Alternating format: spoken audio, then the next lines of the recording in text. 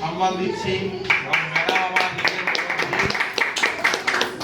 এবং ম্যাডামের হাতে আমি একটা মোমেন্ট যতবারই দেখবে হাইলাইট করে কথা কি মনে করবো। তো কেমন লাগছে একটুখানি ম্যাডাম বলুন, সবাই বসে বলুন, আর যারা বাইরে আছে একবার আওয়াজ দিন। Good morning.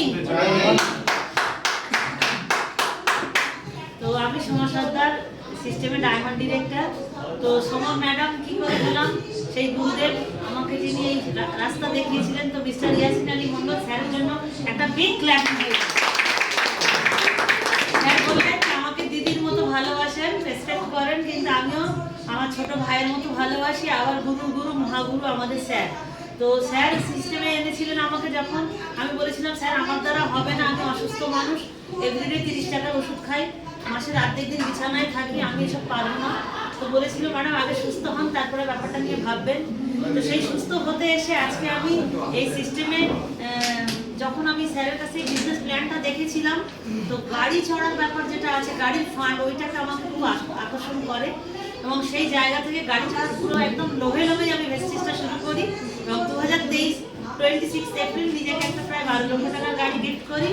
এবং গাড়ি চড়তে এসে দেখছি আবার বিদেশ যাওয়ার জায়গাও তৈরি হয়ে গেছে। গত বছরে গেছিলাম দুবাই টু কাতার 7 স্টার ক্রুজে।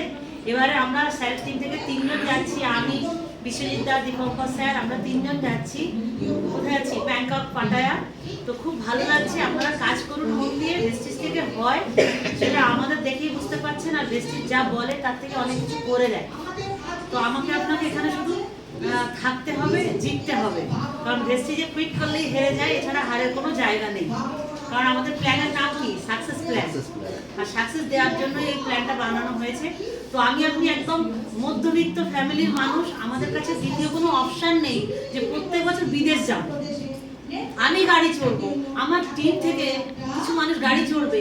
এটা কিন্তু এই জন্মে আর কখনোই পসিবল হতো না যদি ভেস্টিজের মতো প্ল্যাটফর্ম না থাকতো। তো সেই জায়গা থেকে